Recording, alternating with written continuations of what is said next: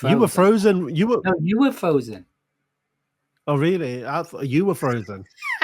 I was faking it. You actually froze. It's me, not you. No, it's you, not me. That's the one. Anyway, let's just address it straight away. Yeah, No, we fired Martin. Where is he? He's in a field somewhere. He's in a field somewhere. He's off grid, living the life as usual. I know. In his little Jimmy. Yeah. Driving around wherever he is. Anyway. Yeah. Good on him. Good on him. How's your life, man? Let's act like I didn't speak to you 20 minutes ago. Yeah, let's act like we didn't go for dinner this week either. I know. Shouts to Slice and Brew. I'm just putting that out there. Yeah, yeah. Ever in Nottingham, go to Slice and Brew. I make even if you're world, even if you're not in Nottingham, even if you're anywhere nearby, like I drive 45 minutes not to see Wes, but to eat some pizza at Slice and Brew. Wicked stuff. Great.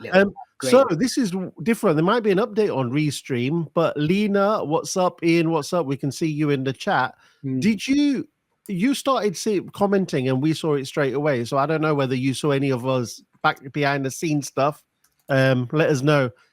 Anyone else in the chat and joining live? Drop your name. Man. Put your flags up, man. I want to see where you're at. And that guest, let's show this guest where you're at. Come on. Yeah. International coverage. Yeah, and we got a wicked guest yet again. But before we move on to that, any news at your end, Wes, and people in the comments as well? Like, what's been happening in your world? Any good stuff going on? Pretty quiet week. That's just. I just want to talk that to the football audience. It's transfer deadline day. For those that care, obviously straight over your head, you won't give a shit, but some exciting things. Yes, exactly. Taz is in the house. Look, Leeds straight away. That's exactly what I was talking about. Football. Did you just talk about we transfer or something? No, the actual important day. I get it. I'm not that ignorant when it comes to football. What's up, Stephen? Yeah, Mark, he's cool. He is. I love this Mark kid. I see. I've never actually physically met him on LinkedIn, but his posts are ridiculous. Yeah. I've seen him in my comments as well. I love Mark. Yeah, man. How you doing? Hey, Larry. How's it going? Hey, Vicky. Good to see you from Northampton. Yes, mate. There we go. Vicky's talking about transfer deadline day. That's it. So there's another thing that's going. Finishing well. Sorry, say that again, Wes. I said Leeds are having a good. We started really shady, got rid of a lot of people, good players, but I think now we're actually coming, closing strong. Yeah. Toon fan as well. Toon. Army. She'll love that. I've just done that. You have no idea what we're doing, do you? No. There's another deadline today as well that I'm not that really interested in, but it's taking the nation by storm. Oasis reunion. Yeah. So there's a deadline today that people have to. It's funny how they did it. It was like you have to enter a ballot for pre-sale stuff, and it's funny. They ask based off your haircut.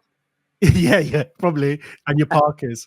But what they do is they ask questions about the band, like who was the first drummer in Oasis? There was one. How many Oasis gigs? So I don't know whether they prioritize the real fans first. Yeah. But anyway, like there was someone on social media found like Google trend search terms, and that question came up, like who was the first drummer in Oasis? So people are just Googling it. I love it. Of course, you're gonna Google it. Hustle, man. Yeah. You ain't. Yeah, anyway. But so yeah, that's that. So I've got to basically my wife has gone away, and so she's driving, so I've got to check out for these emails to book for her. Are you actually going to see Oasis? I'm not going to go and see Oasis. Kath is. And I'm like, I might, if she can't get someone to go with her, which I don't think she'll have a problem, then I'll go with her. I've seen Liam Gallagher though. I've actually seen him in Hong Kong. That's true to story. Like I actually was in Hong Kong when they played back in the day, and I saw him in Hong Kong. I actually got a mini disc recorder, and I tried to record the whole thing on a mini disc. Was it a good gig? I mean, yeah, I can say I've seen Oasis in Hong Kong. That's about it. Yeah. All right, shall we get into it? Yes. Let's go. This guy's a G. Yeah, today. So we're going to be talking about earn your stripes, like what it takes to be a strategist. And we we just thought, look, we want to help people out there. So this is going to be really for the people coming up, especially, and maybe also people that do things differently and want to get inspired by our guest story today. Um, the sum of your journey and unique perspective is something that you can't learn in a textbook. So we're going to talk about his story and what he's learned from his journey coming up. Yeah, like Wes said, he's a fantastic guest today. He's a researcher and strategist. He's focused fashion, lifestyle, and technology brands with a particular focus on design and product innovation. He's worked on branding for the likes of New Balance, Nike, Cameo, Samsung, and the NBA, to name but a few. There's just just big names there. He's currently a senior strategist for Barrows in New York, as well as an independent strategist at his own company, Undeniably Human. So, welcome to the water cooler, Mr. Andrew Bailey, ladies and gentlemen. Here he is in the What is house. good? What is good, everybody? Thanks for gravy, everyone man. for joining. So glad to be here. Good man. From New York with love, yeah? Is that right? Yes, yes. Yeah, I'm in the city right now, but I live in Brooklyn. Yeah, Amazing. Represent. yes, sir.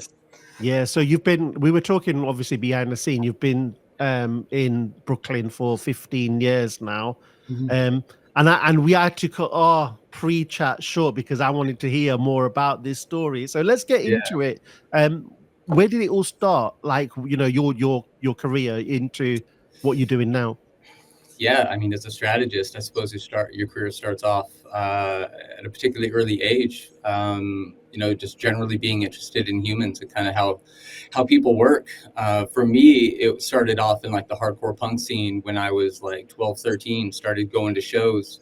I grew up in like a really, really small town. We're talking like 3,500 people, emu farming. We had horses, cows, chickens, fucking all that coops and shit. And like, so for me, I only knew a particular type of person because that's what I grew up with. That's what I was surrounded by. Luckily, the big city that was next to me had like 400,000 people in it, and it was about an hour and a half away. So I just happened to be into music because of my cousin, who was like, he was into music. He showed me some bands, and there were some bands that were coming through the town. So long story short, I got into like hardcore and punk music. That showed me the true human nature, like people and acceptance and community was the biggest thing at a very early age. So I started to mix with different communities and cultures at a very early age that taught me it didn't matter who you're fucking, what type of language you spoke, what your religion was. It mattered about like the substance of your character and like your heart. And if you were a good person, that's all we cared about. So I started to play music at 16, 17, started to tour the US and started to see these different cities. And so that's where like my interest in humans, how they interact with each other, the beginning of my strategy career really started there. I started to handle the marketing for the band, and I started to do photography, started to see the angles, and like started to see how things got put together. And then, oh wow, New York's popping off outside. Let's go. That's New York. Let's go. So I didn't realize though what like marketing was as a career. I didn't have access to that. So let's fast forward through like some things that informed my career later on. I was in finance. I was in retail. I was in film and TV. I did all these things in my early 20s. And then later on, I picked up a mentor, shout out Mark Pollard. He doesn't even know that he was my mentor, but I used him as my mentor.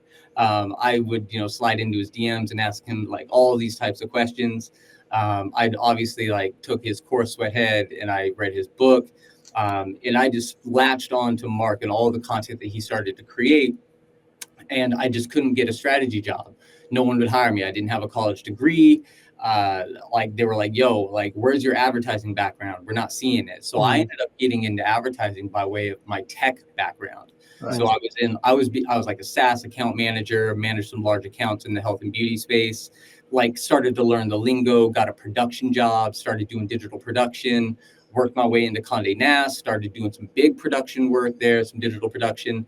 And then finally I got like to the point where I was like, yo, it's time to like shit or get off the pot. I either needed to go be a strategist. I had done some like small strategy work, built up my portfolio enough to like land some bigger work. The Cameo work came my way. And then once the cameo work got out there and I got to do that big full 360 work with like Snoop and Danny Trejo and Chuck Norris, that put me on the map. And then from there, that's when my lifestyle, culture work started to really like pop off.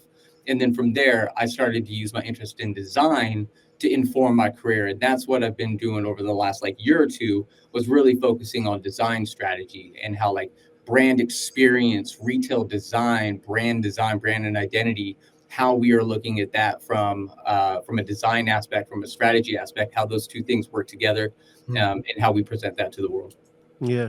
And then, you know, when you said earlier on that no one was employing you because lack of experience in a specific field, or, you know, it wasn't on your resume, I think it's like a blessing in disguise, isn't it, when that happens? Because you're doing other stuff, you're working in other jobs, you're understanding business. And I think that's one of the things I think is really important. Like, Yeah. you should be, even if you haven't got the experience, you should have a sound understanding of different parts of business and marketing Yeah. and different roles. Well, people Because as well. without that, Yeah.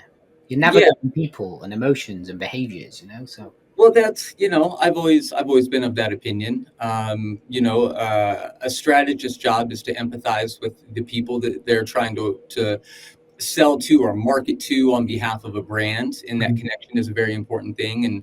And having a good understanding, a better understanding of the human on the other side of the screen or on the other side of your advert or whatever it is, and being able to connect to them as deeply as possible is so important. And so if your strategist only knows that person through the lens of a screen or a book and hasn't mingled with that person in real life or in a community setting, or hasn't had the opportunity to speak with them, whether it is doing a one-on-one conversation over a Zoom, of course, we always can't go hang out in these communities that we want to, that's a limited scope of research that they have, a limited scope and opportunity to get as much information as possible. So, I look back on my experience in life, having lived in all these different cities like Los Angeles and Boston and Portland and Seattle, and I lived in all these cities for years. And I've lived in different places, like I lived in downtown LA, but I also lived in South Pasadena. So I can tell you what it is to be on Fremont Avenue, but I could also tell you what it is to be on Skid Row.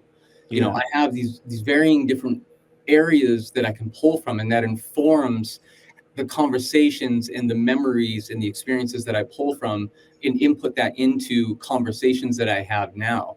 And that's not to say that I know what it's like to live on Skid Row. No, like, let's be straight. I'm not saying that.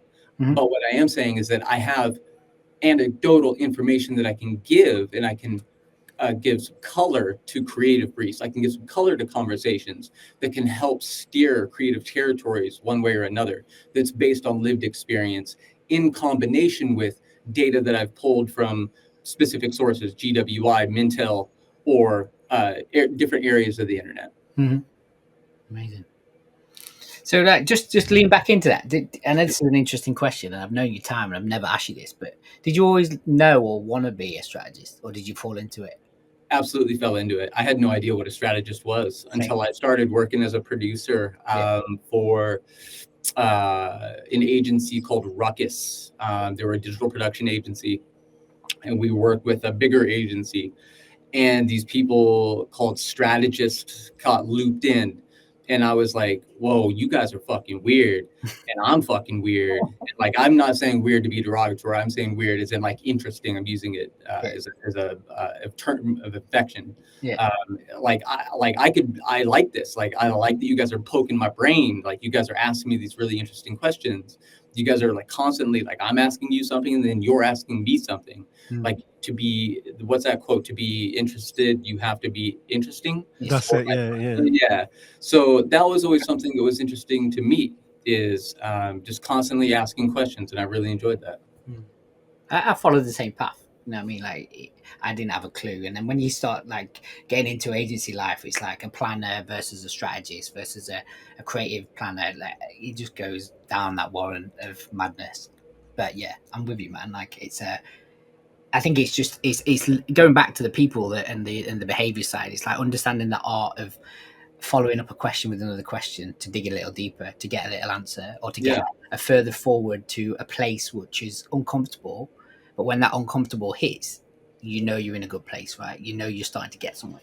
It goes back to that conversation a couple of weeks ago we had with Rory Underwood, and he was talking about that, the real why, which we do all the time, but we sometimes, strategists or marketing people, stop too short and they take, say, the problem that they're trying to find a solution for at face value, Yeah. right? And sometimes you're attacking the wrong problem. So if you're not curious, if you're not interested, then Yeah. you're not going to find that real why. So I think that's one big thing about, I guess, the first tip actually here is stay curious, right? And allow that time and space to be able to do that. Don't be in a rush. Sometimes it's not possible. You've got deadlines and stuff like that, but you've got to just allow for that time, I think. Yeah, that's the balance, right? And it is something we run into often in our industry. Is I think more people than not, in across disciplines, not just strategists, they often know that the client brief is shallow. Like, okay, you want to sell shoes or you want to sell XYZ product, and you're saying that the problem is awareness. Okay, right. That's tired. What is really the problem? Okay. Okay, you need to sell toothpaste. Great. The client doesn't give a fuck. Like, they don't give a shit that you need to sell more XYZ of toothpaste that makes the tooth whiter. They don't give a shit. They just need toothpaste. And okay. So, like, what's the real problem? So you do need to dive deeper. At the same time, the timetable to do what you need to do is becoming more and more truncated. And so when the strategist, specifically in this particular case, does need to balance that desire to want to go deeper with the timeline that they have, and also knowing when to push.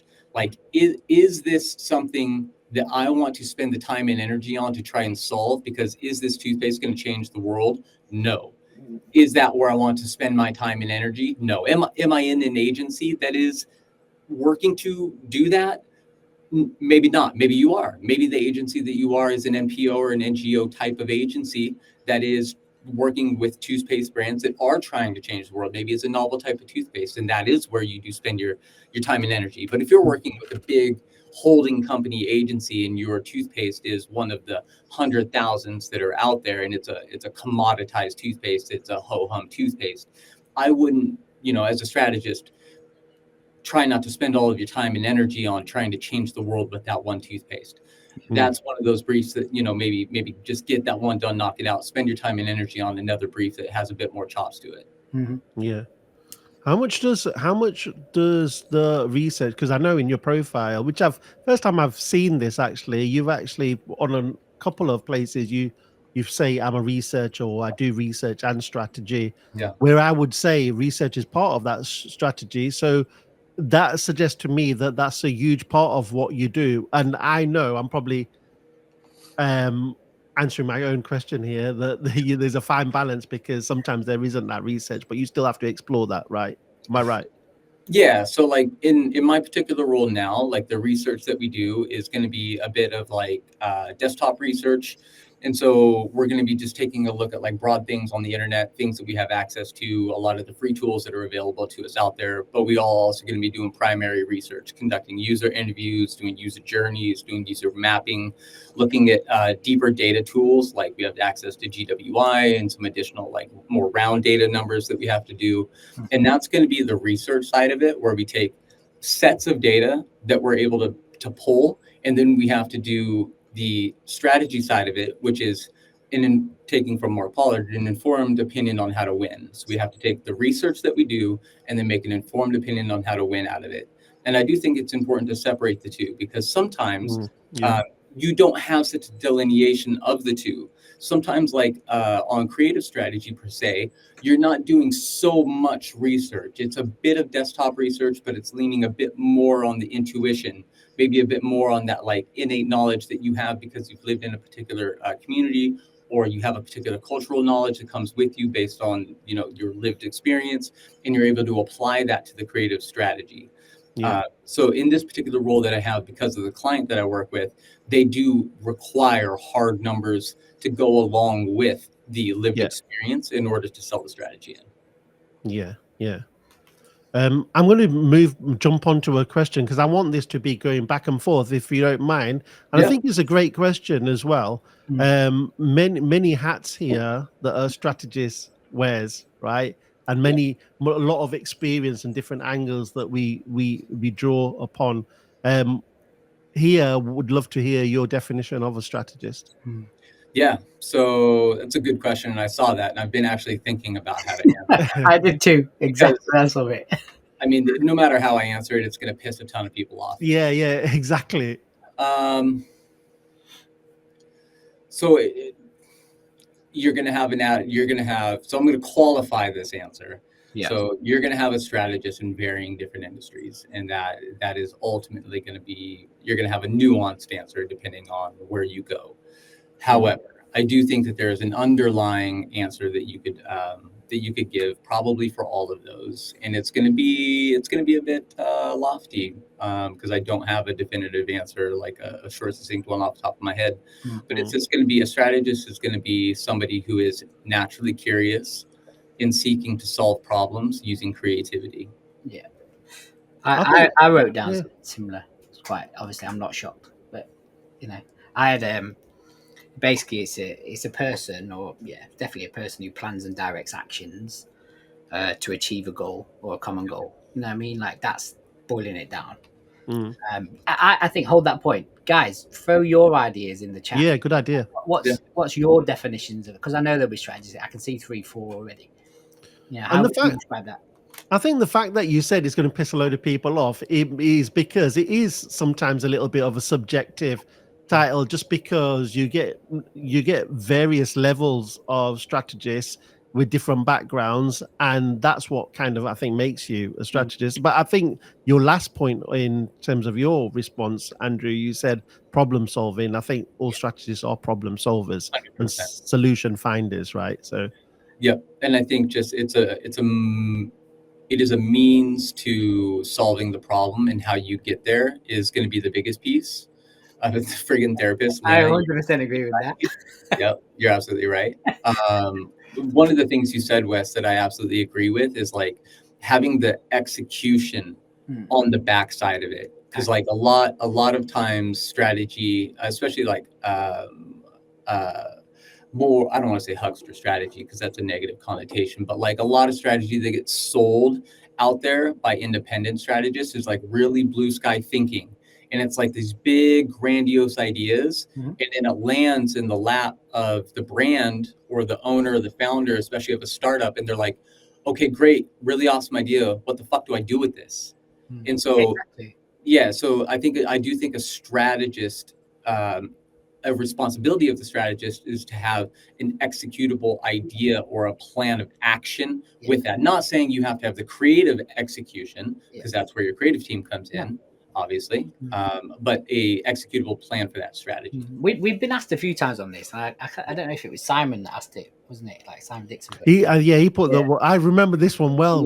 But like, I said my quick response was like something that's actionable. What is a strategy? It's something that's actionable. It's got to be actionable. Like, it can't be. And we've seen this, and I've seen it from people, students, mentees. Like, it can be, a lot of the time it's a beautifully written poetry document, but there's no substance to it whatsoever. So it looks great, it sounds great, but how does this stay alive? How does it have a pulse? How does it have a heartbeat? And I think this is where it leans into a bit of what the subject's about. Like, how do we get those stripes? There's so many courses now that's kind of been fledged out of kind of lockdown, and I believe that everyone became a strategist after lockdown. I don't know why. It's just this movement, and we get these accreditations, and we get all this learning, and there's so much available access, of learning now on YouTube and courses and free courses and LinkedIn. But the real kind of juice and the execution comes from understanding how to bring this thing to life, and not only that, but keep it alive. How do we sustain it? And that's the bigger win. Well, here's my opinion, and this might be an unpopular opinion about why the strategy boom happened during COVID and after COVID. So strategy is a very subjective discipline. You can win in multiple different ways. There's no one way to win strategy, right? Like you can sell shoes a number of different ways. It's what's the most effective way is ultimately going to be the great answer. And so during that time when there was tons of layoffs and there was tons of uncertainty, strategy was a really great way for a lot of people to sell a very high value item relatively easy because it wasn't generally understood very well by a lot of brands and even agencies, where you could say, I have the ability to do this, and people couldn't really fact check it against anything. And it's not like a creative director that says, hey, look at my portfolio, you can see these beautiful designs. Strategy is a bit more subjective, where, I mean, unless you really know what you're looking for, you could easily pass off poor strategy work as great strategy work, in my opinion.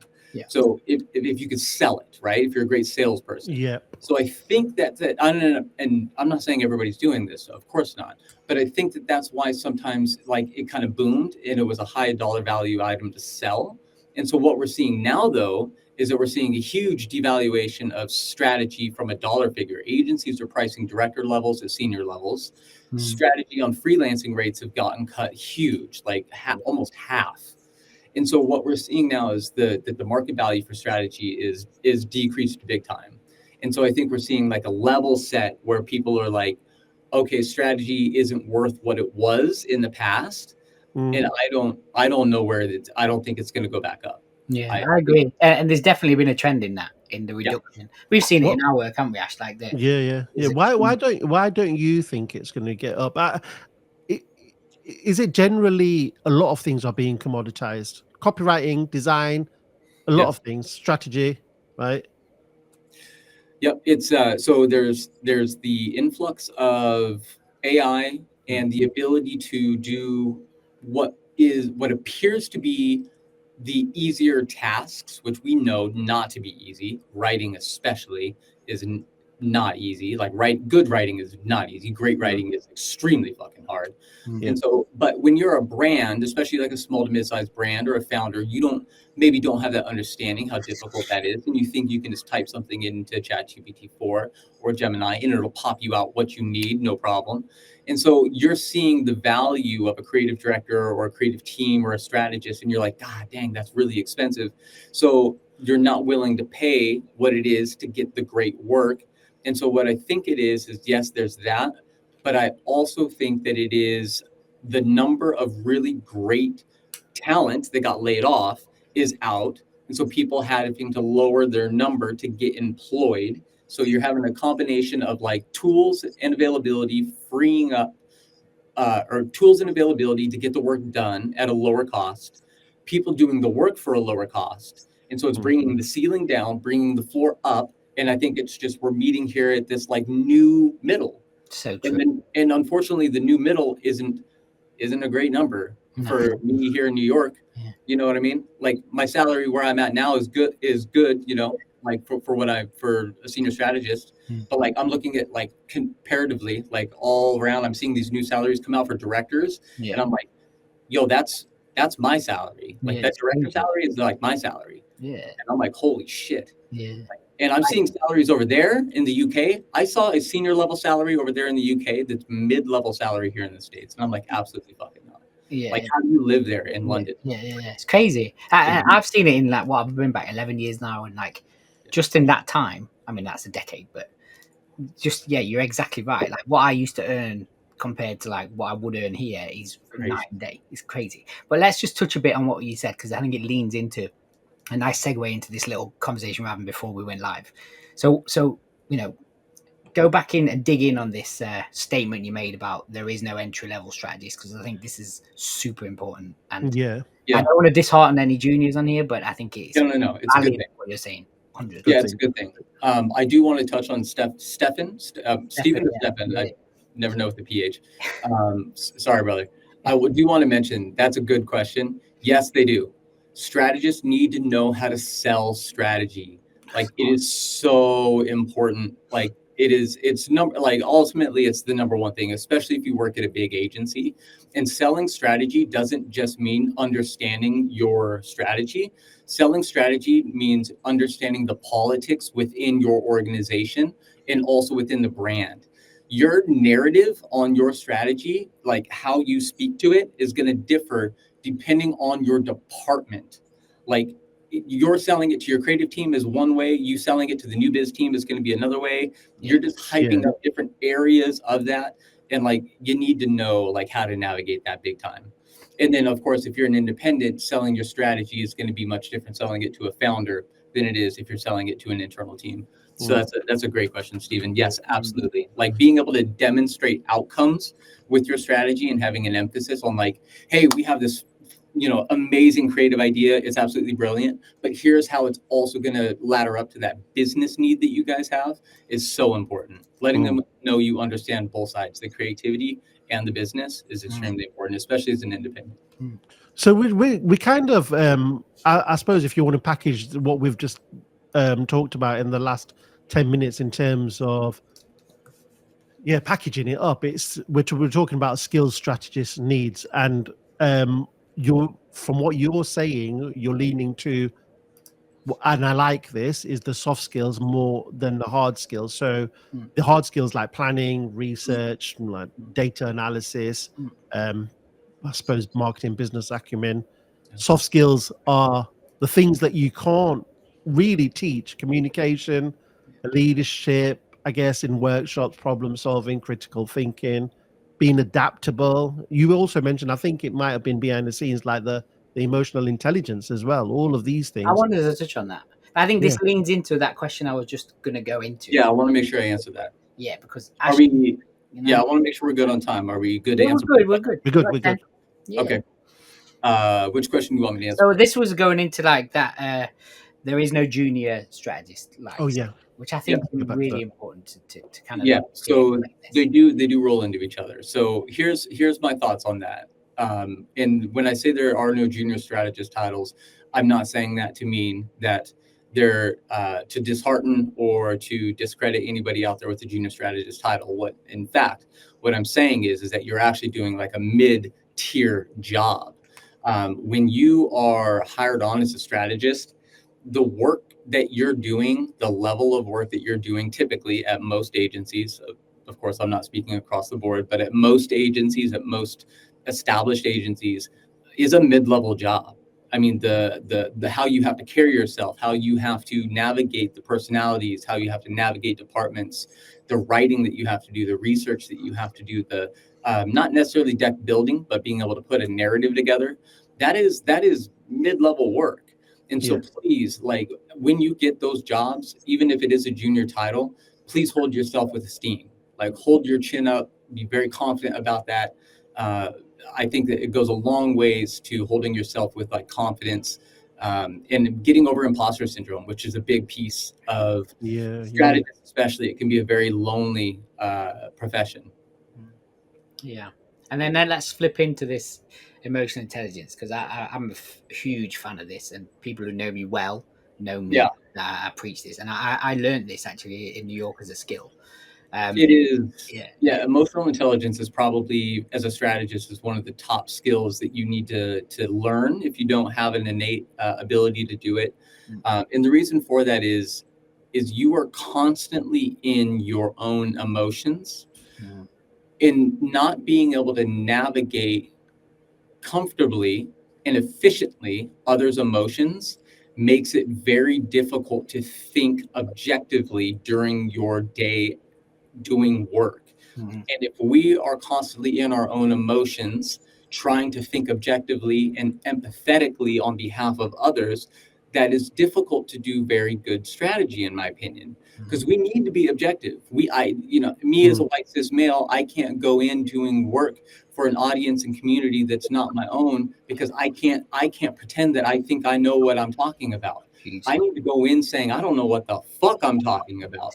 And I need to go in completely emotionally open and free, saying, I need to talk to as many people as I can. I need to be free and emotionally open to asking as many questions as I can. And that emotional intelligence comes with asking the right questions, being able to be emotionally open and free, being able to communicate effectively with people from all different backgrounds. Yeah. And so that comes in, and I think it's just so important. From my experience, like once you master, I call it like Jedi, like once you master emotional intelligence and how to use it as a tool, going back to your scenario, whatever room you walk into, whatever audience you're challenged by or with or want to align to, emotional intelligence allows you to adapt and know how to talk to a certain audience, know how to deliver good and bad news, know how to react, know how to take challenges, right? And for anyone that wants to look into this further, the simplest one I've found, the best, I guess the most beneficial one I've found is a company called Tetramap. And it simplifies it into 4 symbols, like earth symbols: earth, water, fire, etc. There's Belbin and Disc, which is a little bit deeper, but I think Tetramap, if everyone wants to get hold of it, I think you can do an online course as well. It's once you understand it, like you can, I actually used it on my partner, and if she ever listens to this, she's hearing it firsthand. But she hates loading the dishwasher correctly, and I used it to Jedi her to kind of put the dishwasher in the right way. And I was like, oh my god, this is life changing. Not that I'm manipulating, obviously, but I just had to try and I figured out how to talk to her. I figured out how to get her to understand the bigger payoff if we did it this way. You know what I mean? And it worked. And I was just like, oh my god, this is insane. So yeah, and that actually is a good segue to Stephen's question. Is so let's say that you're Stephen, to answer the question, let's say you're in a meeting and you have worked with somebody particularly, and they give you some feedback. So like a hard skill would be being able to like the design of the deck. So the design of the deck, that's a hard skill that you did. It's a creative act, and it's a hard skill. So you design the deck. The soft skill, or the EQ, the emotional intelligence skill of it, would be able to like give the feedback to that person that you've been working with that you may not have the best relationship with, and give them that feedback in a way that opens them up to your style. So maybe you guys butt heads in the past, but you've developed an emotional intelligence to where you can now communicate with them in a way that gives them you feel respected, they feel respected, and it opens a good dialogue. And so now it went from being a fractious relationship, maybe you guys used to butt heads, you've developed an emotional intelligence, and now you can communicate with them in a way that it's a positive working relationship, and now you guys communicate effectively. So like that would be an example of emotional intelligence or a soft skill. Yeah, definitely Yeah, agree with love that. that. So we're going into last 6. So I want to dig in on Andrew a little bit. Like I want to. Not that I want to expose you, but I want to ask some personal questions. Like it's the first time we've had a New Yorker on, I think, so I'm excited. Yeah. I'm interested in your opinion of like your go-to food of choice in New York. Like where would you go if I give you that chance? Yeah. So I am admittedly not a foodie, so my choices are going to disappoint, I can assure you. But no. So I go to Devotion for coffee. Devotion is on it's on 19th and Broadway because it's right next to our office. So that's been my go-to during the week.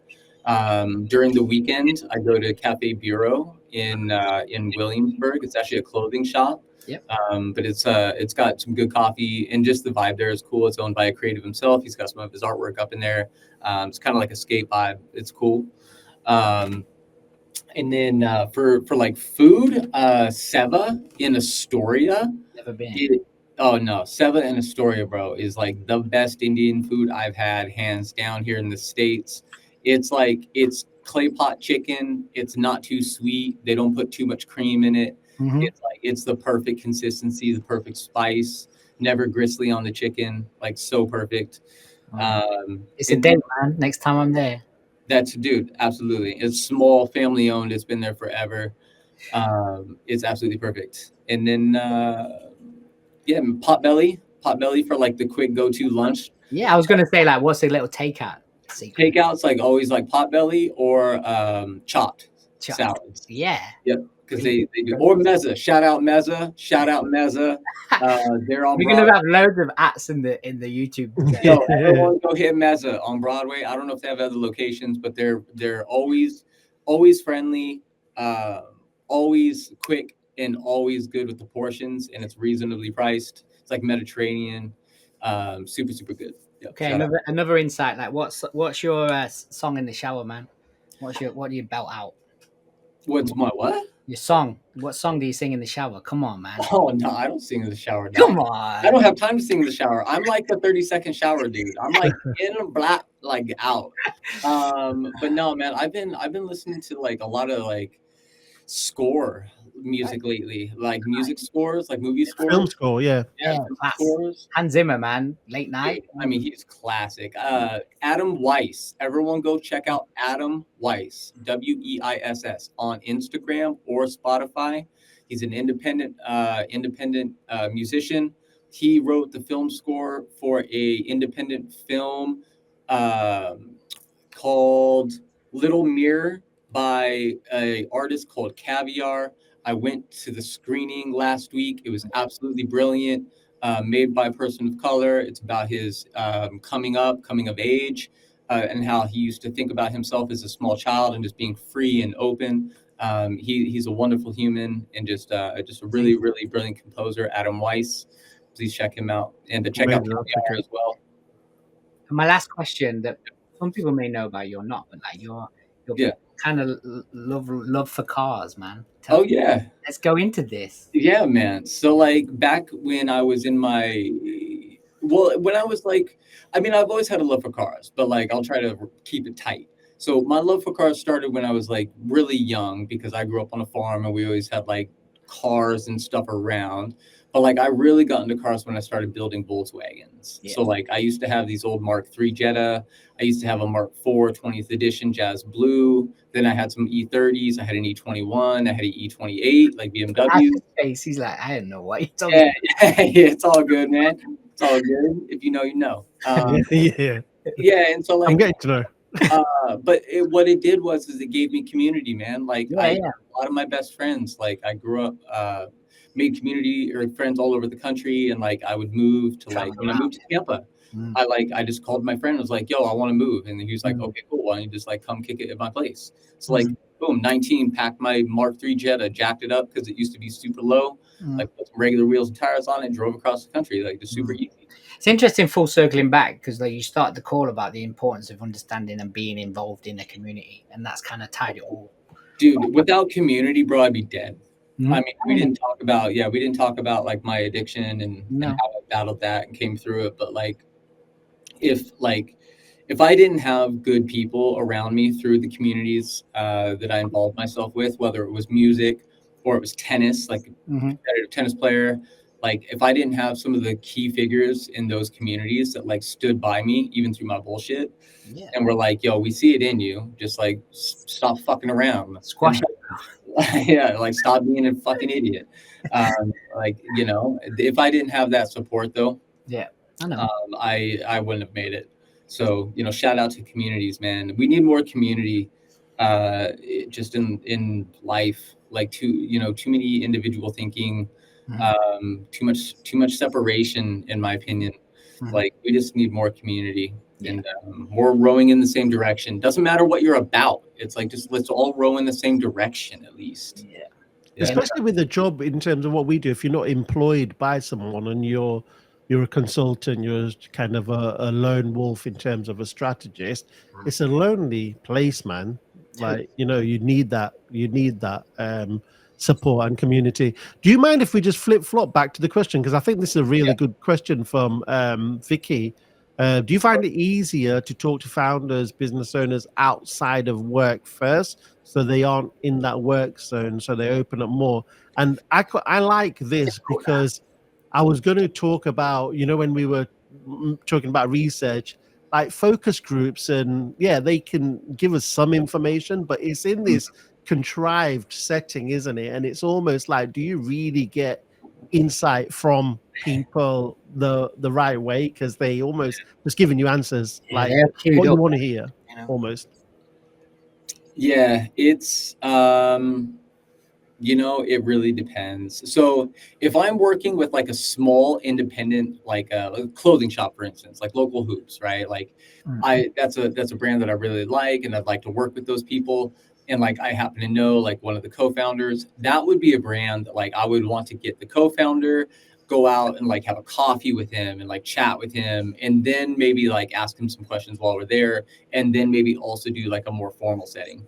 If I'm trying to do brand design for P&G or Chase Bank, I want that to be in a more formal setting because I need a baseline across all stakeholders, so I can then do basically like rigorous testing on all their answers to get like some hard facts and data. Like how misaligned are you guys on the values of your company? Yeah. And if I go out and I'm like getting them more like personal vibes and it's not as rigorous, I feel like on stakes that high, I feel like that probably might not be the best way to go. And Yeah. I also feel too that like on those type of relationships, those are highly unlikely to get personal relationships with those types of stakeholders outside of work. Agreed. I mean, at least for me, Nah, I think it's fair. Vicky's probably power. Vicky's probably like, yo, I got Jamie Daimler or Daimler or whatever his He's a number is. Geordie man, so Yeah, she's like, yo, I'm dialing him up right now. We're gonna go out for breakfast. Like, all right, last question. This is for Ash. Ash loves this. So if we had one question, you had one question for us, what would it be? On the spot. Come on. It could be anything. What's my favorite color? There you go. You don't have a favorite color. I do actually. ask Come me on. my favorite color. No, what is your favorite color? X26292. I haven't got a favorite color. Come on, Andrew, give us a question. What do you want to know? Ask us a question. If you make art and you sell it, is it still a gift? If you make art and sell it, Is it still a gift? Because art is a gift. great question. That I went really like philosophical that's in my head. deep, I was man. like, well, the art itself is a gift, right? The doing is the gift. But who knows? Like I instantly with that question, I think about the work that Banksy does, right? So like he gifts it to the world, right? He's not Anonymously. selling it, is he? That's Sorry, no, but then there was that art that was auctioned, wasn't it? and it it was went sold, through the slide. and then it got shredded, Yeah. and I love that. But I don't know, my mind just went there. But is art a gift if you sell it? I think it is. No. It can be. Like it can be. I think. I think the art is in the art itself, as in the creative. But I think as soon as you sell it, it becomes a commodity, right? It's a product. I liked your answer, Wes, because the piece itself, the visual is the gift. Yeah. And you can see that whether it's paid for or not. Yeah. And so hopefully the person you sell it to thinks the same and they want others to see it. And so it's put out if it's a piece that's to be put out. Now if it's a person who just goes buys like a little piece of art and puts it in their place, whatever. But yeah, I like that because it's the making of the art and the visual itself is the gift. Yeah. And if the person wants to make a living on that, that's their choice. Yeah. Just out of curiosity, is that hex number that you actually reeled off orange? No. 262932? No, it's like a dark bluish gray. Because Lena actually put orange in the chat. I thought I got it. Can I chat in there? I think no, you have to do it on LinkedIn and but what you could do, Andrew. Yeah. What's that? What you could do is this video will stay on the feed and you'll see those comments so you can reply back to these. You can always respond back. Okay. All right, man. I think if that's the final question, man, that's a wrap. Cool, guys. Yeah. I appreciate you, bro. I'm so glad you came on, man. I appreciate you guys. Yeah. No, I really appreciate it. Thank you so much. Great questions. I've got one more thing actually. Yeah. Is there anything that is happening that the audience that might be interested in you, or where can they follow you and hear about a bit more? Yeah, go for it. Yeah. So I was on a pre-recorded podcast called Up for Debate with my good friend Andrew Cohen, Dr. Andrew Cohen. That's going to be coming out in the next few weeks. Going to be dropping that. That was by Christine Olivas. She runs no single individual. So she's great. That's great. So be looking out for that. Obviously, keep tuned in on this podcast as well. Yeah, shout out. I appreciate you guys. Yo, great questions by everybody in Yeah, the man. audience. Yeah. Yeah, love the interaction. Yo, super appreciate that. Would love to be on again sometime. Yeah, well, yeah. We're working on a little reunion already. We're I only love like it. I love 6 it. months old, and we got a little reunion going. I love it. Yeah, I love it. So thank you guys. I really appreciate it. No No, worries. thank you, Andrew. It was brilliant. Thank you Thanks, very man. much. Anyone else want to chat to Andrew? Get in his LinkedIn, man. You'll find him. Yeah, hit my LinkedIn. All right, bro. All right, guys. Take Good. care. Have a great day, man. Thanks you. Peace. Bye. See you later. Awesome. Wow, I got all emotional and shit in the middle of that. So how we didn't talk about that, but how did you meet? Weirdly, going through the community, I met him through LinkedIn. We knew a bunch of people. Oh, just through LinkedIn. Physically, like we've never actually met in real life. Oh, I But thought we've you been knew tight for each other years, man. Well, from your when I went to Thanksgiving last, I was due to meet him, and we just never made it happen because I went in with the kids, and yeah, so we physically never met. But you know, going through each other's times, like my dark times, bad times, his bad times, we've WhatsApped each other through this shit. Like it's Yeah, you get closer like that, don't you? 100. Like you're vulnerable, and I always say vulnerable is a superpower. As soon as you're vulnerable, you can be real. And you can help. Yeah, you just let your guard down and you just become more relatable because Well, you like, got nothing to everyone- hide, right? You ain't hiding behind shit. That's This it. is it. I'm down and out. Like, Yeah. and there's something in what Andrew was saying. Like, when you're a kind of a strategist, or you may not even know you're a strategist, but when you're out and you constantly think of like how to solve a problem, the modern day term for that is a hustler, right? How Yeah. do I hustle out of this? How do I make a dime? How do I get out of this? How do we, in our relationship, like how do we get like the all-inclusive wristband on Asher's wrist, like when it's cut off? Like we're problem solving 24/7, and Yeah. that's a strategist. And I think when you've lived through some shit times, we've all got our own stories. You have, I have, Martin has. It makes us natural problem solvers. We have to figure shit out, and then naturally we become strategists, whether we know it or not, whether we even allude to it. So great. I think today was wicked. Like, I'm sure I think it was wicked, and I think it didn't do Andrew justice just having the hour there.